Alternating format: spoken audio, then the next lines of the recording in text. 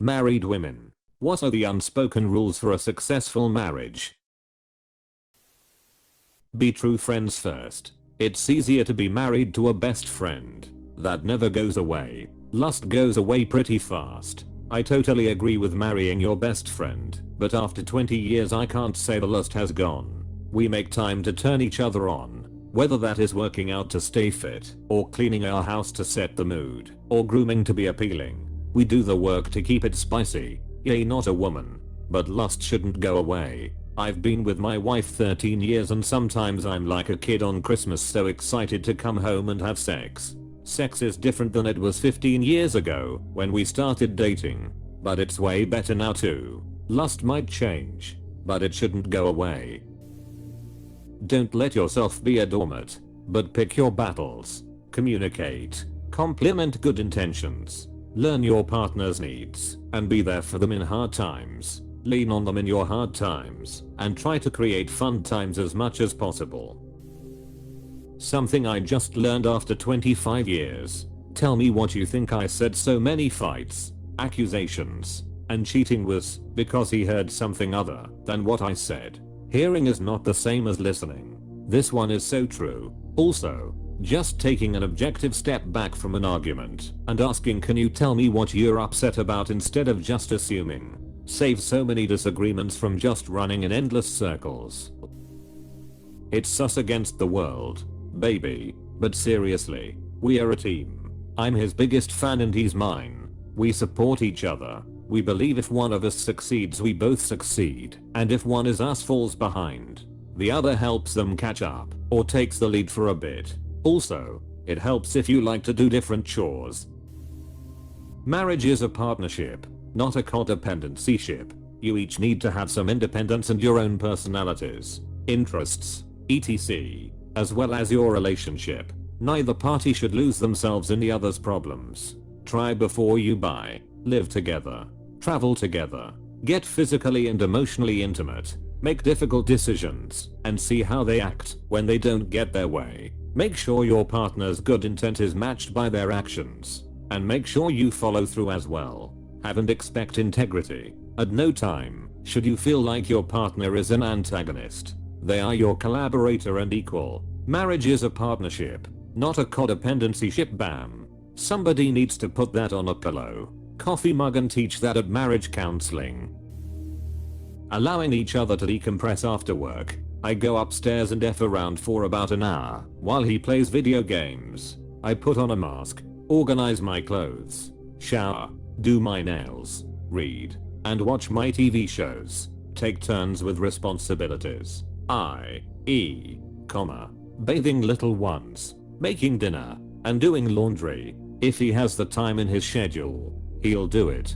If I have the time in my schedule, I'll do it. At this point, he has more free time, so he does more chores, but I bring in more money right now. It's balanced. Tag team everything. Teamwork really makes the dream work. If things seem unfair to you sometimes, they likely are, and that's normal. But I guarantee things are equally unfair for him/her/them at times. Neither partner should ever have to compromise what they want and need for the other person. You both should work hard to make sure everyone gets as big a piece of the pie as they want, even if you both have to make two pies. Edit. I also want to add, don't get mad at your partner for something you don't want them to get mad at you about. If they forget to give the dog their medicine when it is their job that day, let it go. Speak up when it's an ongoing thing. But we all get tired and let things slip once in a while. Let it go. Let the dishes sit in the sink once in a while. Let the dog poop sit in the yard for a few days. Get fast food when you're both too tired to cook. If you can say, overall, you're making it. Let some things slide. My husband knew a couple who disagreed on where the tomato sauce, ketchup, belonged. One said pantry, the other said fridge. Every screaming argument they had spiraled back to the bottle of sauce. My husband suggested getting a bottle each to avoid the fight altogether. This resulted in another screaming match. Because it was never about the bottle, it was about who was right. My husband and I live by the analogy that we can have 2 bottles of sauce to avoid the fight. You should really store opened ketchup in the fridge though. It degrades faster over time once it's exposed to air. The cool temp slows that breakdown. If it isn't open, you can leave it in the pantry for 1+ years depending on the manufacture date.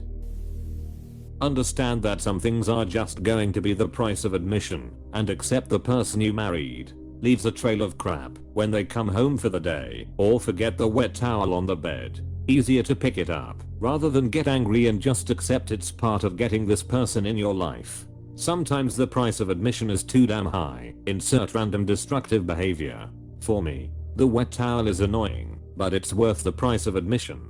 This, I tell people. To be married successfully, you need to accept that you are going to have the same arguments and annoyances with this person for the rest of your life. There is no way they are going to magically change their little habits and weaknesses and become perfect. Same for you. So your job is to choose a partner whose little quirks are something you can live with and have little arguments over for the rest of your life. Case in point, my husband starts projects and doesn't finish them. It drives me insane. But I'd rather be annoyed by that with him and all of his amazing qualities than to be with someone where we are fighting about something fundamental like where to live or what our life looks like. Love the term you used. Price of admission. For us, it's well worth it. They are not a mind reader. Whatever you expect. Whatever is on your mind. Spell it out clearly. Edit. Inclusivity. This, I have to remind myself a lot that just being annoyed with my husband does not help anything, especially if he doesn't know what he's done wrong. Sometimes I stop myself from getting mad and just let him know, hey, I'm annoyed because you didn't help me do dishes. It does wonders for your relationship. Yeah, but then they actually have to listen to you when you tell them exactly what you want or think. Finding the right partner for you. You can try the most in the world, but doesn't work if the other person doesn't give a ref about you. This is so true. It's a hard pill to swallow but true. Have something you laugh about together often or every day. My hubs makes me laugh every day. It's a cornerstone for us. Share a big hug when you get home each day. Try hugging for at least 30 seconds. Recall the early days sometimes. The falling in love. The journey. 1. Have sex with your spouse. If it feels like it's been a while since you've had sex, communicate a plan to have sex. 2. I told you so doesn't make any situation better. Always consider if you'd rather be happy or be right.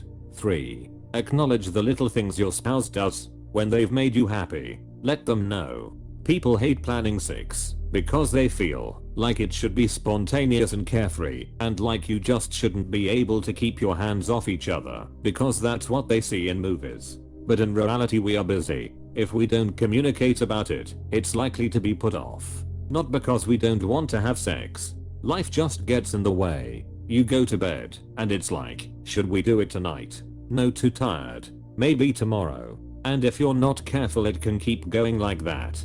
Communication lets you both know what to expect and allows everyone to get in the right headspace.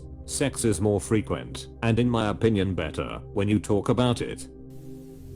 Like each other. If your whole relationship is based on looks, sex, and romantic attraction, it's not going to last. You're both going to get old and ugly someday if you're lucky, and sometimes sooner than later if you don't find each other interesting as people or have a genuine fondness for the other person. Your relationship is probably not going to last through the first serious illness or personal struggle. Yes, this exactly. Don't be with someone for societal status, be with someone because you can be your full self around them 24/7. Otherwise you'll just be lonely in your own home in a way. I'm intent on being someone he looks forward to coming home to, especially after a long hard day. Same. And found it works really well. Also, I get off work earlier than him and will make sure everything is picked up, counters clean, etc. Kind of pissed that people have torn ideas like this apart as 50s housewife or some shit. But he never asked for it and it's quick and easy to do, and I can tell he appreciates it. I've been with my husband for 15 years. Give compliments often and avoid being overly critical. Nobody likes being criticized or made to feel like a failure. When I wanted him to do something, I learned to phrase it differently. I used to say, do this, or can you do that? Nobody likes being told what to do, and I don't enjoy telling my husband what to do because it makes me feel like I'm mothering him. Instead, I say, "Can you help me with cleaning the kitchen?" And we do the activity together. We make it fun, and it gets done in half the time. Also, I know I'm generalizing here, but I've noticed men like to problem solve and be our heroes. So, I have also presented chores as a problem for him to solve and asked for his help and input. For example, true story, "Honey, the kitchen has been getting messy after dinner, and I noticed a roach the other day. How do we get rid of them? How can we solve this?" And I let him come up with the plan. That night, we ended up cleaning the whole kitchen together, and he took the initiative to mop by himself without me asking or telling him. He also went to Home Depot that weekend and got a bucket of insect killer to spray around the perimeter outside the house. Instead of telling my husband what to do, I'll let him come up with the solution. I've noticed they are more motivated that way. Take accountability and apologize. It's sus vs the problem. Never stop dating. Epic romances should not only happen in movies. Let yours become one. I know communication isn't here a lot already, but it cannot be overstated. People tend to let the little things go, which is fine. But those little things can cause you to blow up when you least expect it. Then you have a laundry list of problems that your partner doesn't know anything about. Talking about things doesn't have to mean an argument. It's not my husband's responsibility to make me happy. There have been times when my mental health hasn't been great and there was nothing he could have done to change that if he tried. We are incredibly supportive with each other, but ultimately take responsibility for our own image and happiness. We have been together 17 years and very happy. 1. Make sure that you have time to yourselves. Whether it's doing a small hobby or something like masturbation. Just having that alone time can help you have a calm mood too. Never scream at each other, especially in arguments. It's you two vs the problem, not you vs the other three. Acknowledge the little things and feelings that happen, even if it's expected. Thank them and let them know you're happy they did that, and always let them know you love them. I feel like the biggest lesson I learned in 10 years of happy marriages. Point 3. Just acknowledge each other's efforts and struggles. We each put each other first. Your spouse should come before anyone or anything else. This is the main one. Collaboration, not compromise. Actions over words, communication always. You may surprised how your partner will react and realize you only love them more. Laugh often. Listen more. Remember that they may not do things in your love language, but they will do things for you in theirs, and that is just as wonderful. Don't forget to see what they are doing for you. It may not be something you notice because it wasn't your love language initially. Eye contact often, if you can. Me and my beau breathe together and just hug her while it's me plus you vs the problem, not me vs you. Always say thank you even for little things, remembering every action is an action of energy, and them bothering to do anything at all needs to be recognized and said thank you for. Don't rush into a marriage. Be together for years so you know everything about each other, and make sure you're on the same page with deal breakers. No one's gonna change their mind for the other person with a deal breaker after marriage, nor should they be expected to. I got married after 9 months of knowing the man, and I do not think you need to be together for years before getting married. We discussed deal breakers of course, and I think it's really important to be aligned on the big stuff like deal breakers, core values and life goals. Having the big things in common means we are aligned in small day-to-day things, so I didn't feel like I needed to test out all scenarios before getting married. I struggled in long-term relationships of multiple years. I think keeping the eject button too long can impact intimacy, or at least it did for me. Taking away the ability to just run from a problem has made me feel so much more secure and willing to put in the effort to fix things. That being said, I still think it's important to give a relationship space to make sure to fully check for red flags. Abusive or toxic partners may be able to hold it together for short periods of time.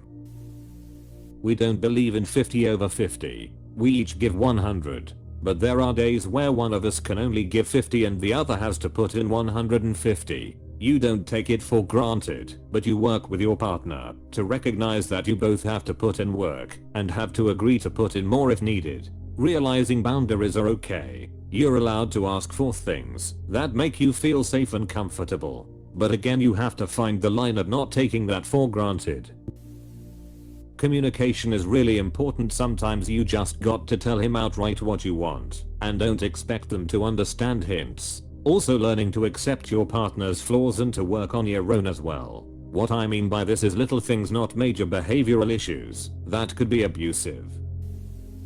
Understand that love is an ebb and flow. Some days you won't feel so in love with your partner, and that's okay. This is normal in long-term relationships, and it passes with the right person. Also, communication. Talk things out.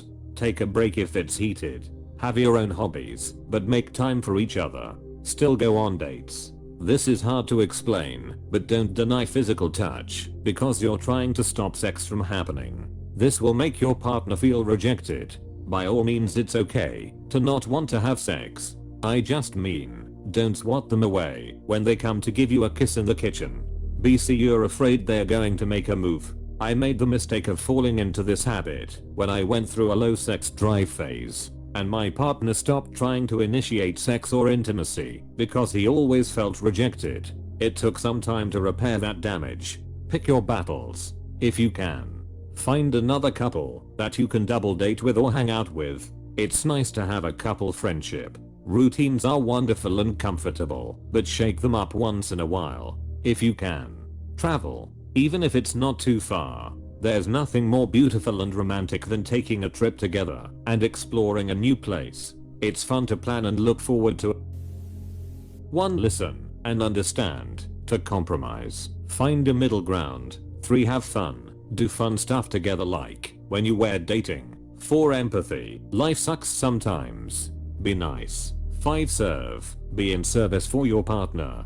Making tea, cooking, washing. This should go both ways. 6. Have sex regularly. I think that's it. Something else I see a lot that you should not do is be his mother. You're his friend, lover and partner for life. As soon as you start telling him what he can and cannot do, or eat or spend his money on, you become his mother. No one wants to have sex with their mother, and as soon as sex is out the window, the whole relationship will fall apart. In short, stop nagging.